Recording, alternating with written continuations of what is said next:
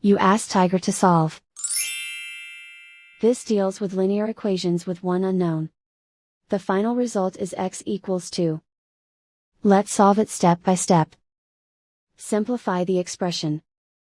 Expand the parentheses. Multiply the coefficients. Simplify the arithmetic.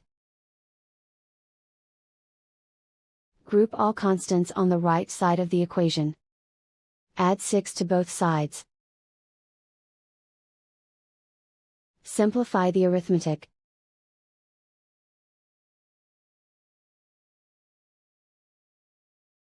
Isolate the x.